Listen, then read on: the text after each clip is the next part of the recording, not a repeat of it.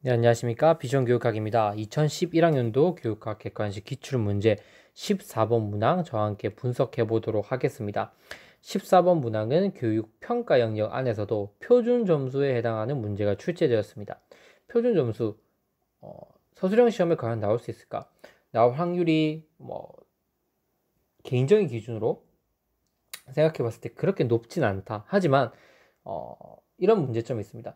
다른 영역들 같은 경우에는 내가 모르는 게 나온다 하더라도 조금은 내가 알고 있는 배경 지식을 통해서 써내려갈 수 있다는 거예요. 그러니까 잘 모르는 개념이 나왔을 때 어떠한 영역 같은 경우에는 내가 가지고 있는 교육학의 배경 지식, 교육학적 지식을 바탕으로 그 내용을 조금은 열린 답안으로 쓸 수 있는 포인트가 있을 텐데 이 표준 점수는 그게 안 된다는 거예요. 특히 교육평가 영역 같은 경우에는 알면 쉽게 적을 수 있대, 모르면 그냥 틀려야 된다는 겁니다.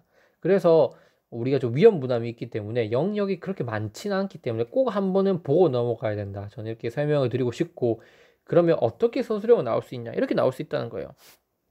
이런 표를 주어주고, 요즘에 표를 많이 서술형 시험에 넣고 있지 않습니까? 주어주고 이렇게 얘기하는 겁니다. A 교사는 이렇게 얘기한 거죠. A 교사는 보니까 김 교사는 이렇게 얘기하는 거예요. A 학교에서 70점을 받은 학생의 T 점수는 60점이 되지 않을까? 이렇게 B 교사한테 질문을 한다는 거예요. 그럼 이 B 교사에 대한 대답을 표준 점수의 관점에서 적절하게 서술해라라고 한다면 우리가 그걸 서술할 수 있어야 된다는 거예요. 두 번째, A 교사 또 이렇게 물어볼 수 있죠.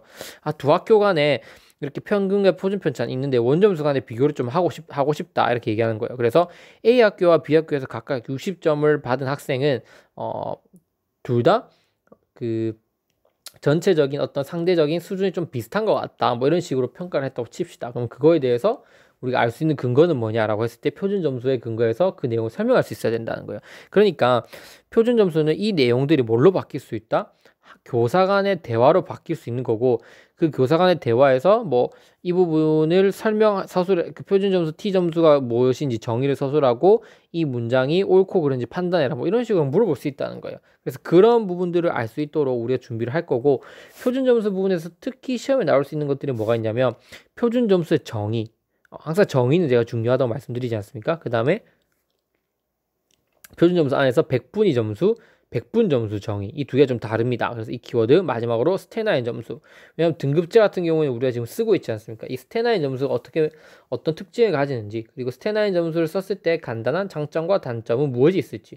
그러니까 장점이 있으니까 그 옛날 정권에서 없다가 도입이 됐겠죠. 단점이 있으니까 도입을 하려고 할 때 반대가 많았겠죠.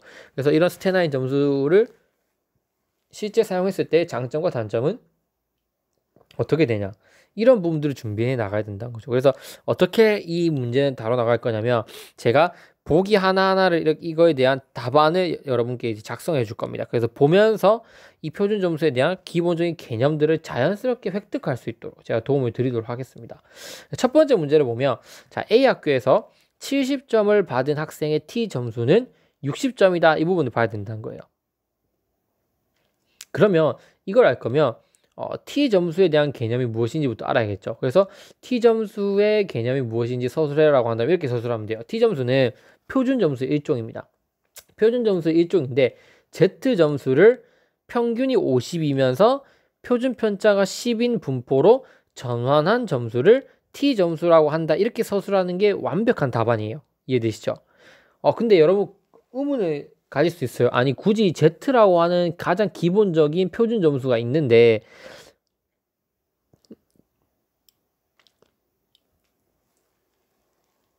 그 표준 점수를 왜 굳이 평균이 50이고 표준 편차가 10인 또 다른 정규 분포로 전환시켜야 되냐? 그 이유는 이겁니다. Z 점수를 쓰다 보니까 소수점 이하가 너무 많이 나오고 음수를 갖는 경우가 많이 나온다는 거예요. 근데 우리가 아시겠지만 이게 학생 한 명 한 명에 대해서 표준 점수를 이렇게 다 쓰다 보면 마이너스 0.15, 마이너스 0.12 이렇게 되고 마이너스 혹은 또 플러스 0.1 이렇게 하다 보니까 이 내용들을 지금은 한 개 점수만 볼 때는 우리가 용이하지만 이거 쭉 표가 이렇게 크게 있고 이렇게 많은 점수들이 있다고 우리가 생각을 해봅시다. 여기 애들 점수가 하나하나 빼곡히 다 적혀 있어요.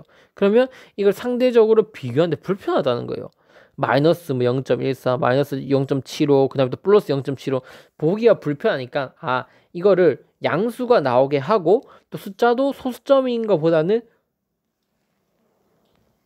소수점이 아닌 경우가 보기 용이하니까 그렇게 바꿔보자라고 해서 t 점수가 나온 거예요. 그래서 보시는 것처럼 t는 평균이 50이면서 표준 편차가 10인 거다. 그래서 이거를 우리가 구해보자면 이 산출 방식에 근거해서 A 학교에서 70점을 받은 학생의 t 점수는 다음과 같이 구할 수 있습니다 라고 서술을 하는 거예요. 평균 즉 표준 편차 분의 5분의 이 학생이 취득한 점수가 70점인데 당시 그 학교에서 평균 점수는 65점이었다.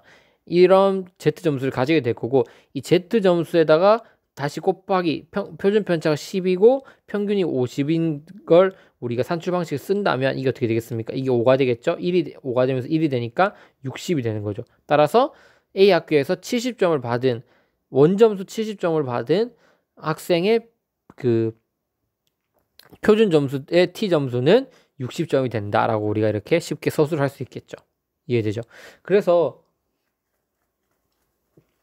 제가 봤을 때 이런 문제도 충분히 내야 되지 않나? 아니 뭐 명확하게 이런 것들이 알면 답을 쓸 수 있는 거고 또 표준 점수라고 하는 개념이 교사로서는 우리가 충분히 알고 있어야지 아이들의 성적을 산출하거나 아니면 뭔가 실질적으로 나중에 뭔가 아이들에게 뭔가 그 시험 성적을 구상할 때 그 지금 이제 많은 과목들이 성취평가 제도를 도입해서 교사가 정규분포 곡선을 생각할 수도 있어야 되는데 그런 점에서 본다면 이 표준 점수는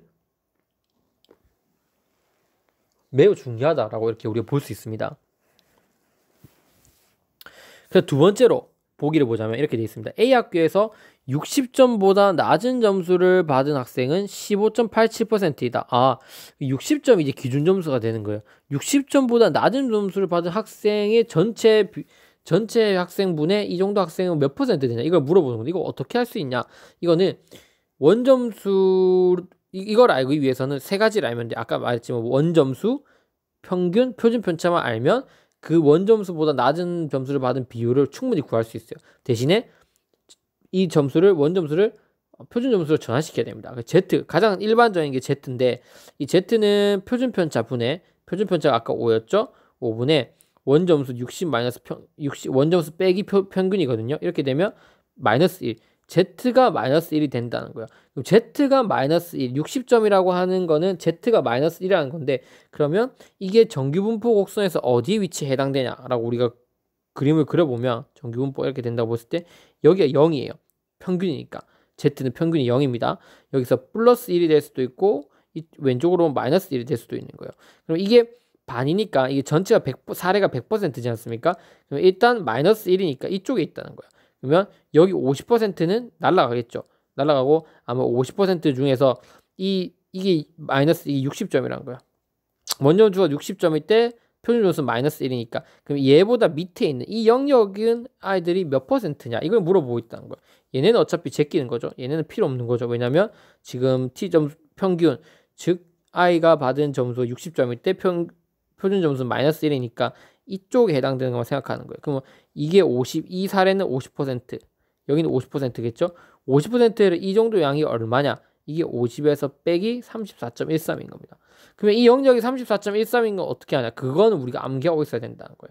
그래서 서술형으로 만약에 나타낸다면 표준 점수는 어떤 점수 분포에서 평균을 중심으로 하여 원점수를 표준 편차의 단위로 나타내어 전환한 점수로 대표적으로 Z 점수가 있다. 원점수가 정규 분포를 따른다고 가정을 할 때 A 학교에서 원점수는 60점을 받은 이 상출 방식에 근거해서 표준 점수는 마이너스 1이 된다. 마이너스 1이 되는데 전체 영역에서 봤을 때 마이너스 1에 대해 해당되기 때문에 이 영역에 해당되는 마이너스 1보다 낮은 학생의 영역은 얼마가 된다? 15.87이 된다라고 볼 수 있다. 왜? 이 전체 사례에서 절반이 50%고 마이너스 1까지의 사례가 34.13이기 때문에 이 50에서 34.13을 빼게 되면 15.87이 도출된다. 이렇게 하면 가장 정확한 답안이 될 수 있겠죠.